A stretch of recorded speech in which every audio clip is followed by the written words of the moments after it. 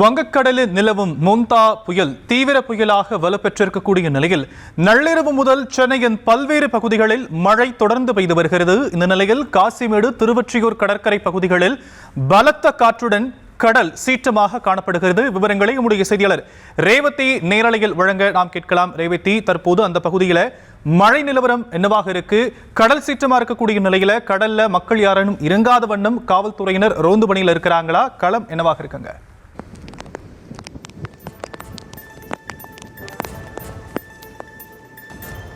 வணக்கம். வடகிழக்கு பருவமழை இந்த ஆண்டு அதிக மழைப்பொழிவை கொடுக்கும் என்று வானிலை ஆய்வு மையம் ஏற்கனவே தெரிவித்திருந்தது. அது மட்டுமின்றி தற்பொழுதைய சூழலை பொறுத்தவரை தென்மேற்கு மற்றும் தென்கிழக்கு வங்கக்கடல் பகுதிகளில் இருக்கக்கூடிய காற்றழுத்த தாழ்வு பகுதி உருவாகி அது தீவிர புயலாக தற்பொழுது நிலவி வருகிறது. குறிப்பாக 18 கிலோமீட்டர் வேகத்தில் அது ஆந்திர கடலோர பகுதிகளை நோக்கி நகர்ந்து வரக்கூடிய நிலையில் இன்று மாலை அல்லது இரவு நேரங்களில் புயலாகவே 90 கிலோமீட்டர் முதல் 110 கிலோமீட்டர் வேகத்தில் காற்றுடன் புயலாகவே கரையை கடக்கும் என்று தெரிவித்திருக்கப்பட்டிருக்கிறது.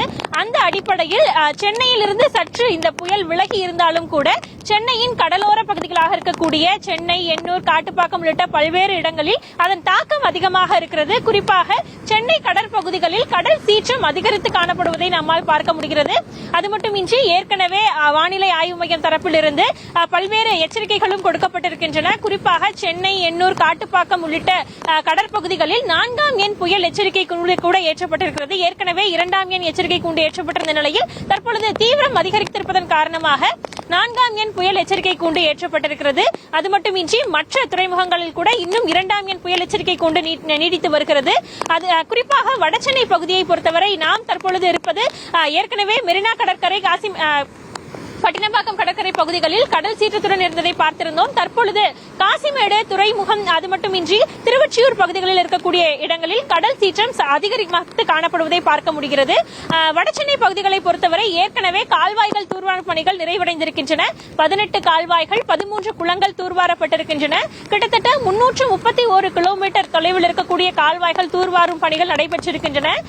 வடகிழக்கு பருவமழையின் தீவிரம் அதிகரிக்கும் முன்னதாகவே முன்னெச்சரிக்கை நடவடிக்கைகள் எடுக்கப்பட்டிருப்பதாகவும், மழையின் தீவிரம் அதிகரித்தால் அவற்றை தொடர்ந்து சரி செய்வதற்கானவும், அது மட்டுமின்றி அவற்றை எதிர்கொள்வதற்கான நடவடிக்கைகள் எடுக்கப்பட்டிருக்கின்றன என்று தெரிவித்திருக்கக்கூடிய நிலையில் தற்பொழுதைய சூழலை பொறுத்தவரை ஆந்திர கடலோர பகுதிகளில் கடக்கும் புயலின் தீவிரம் சென்னையில் இருக்கக்கூடிய பகுதிகளில் லேசான மழை, அதாவது தொடர் மழை இருந்து கொண்டிருக்கக்கூடிய நிலையில் அதிக காற்று வீசி வருகிறது. குறிப்பாக 30 முதல் 40 கிலோமீட்டர் வேகத்திற்கு காற்று வீசி வருவதை பார்க்க முடிகிறது.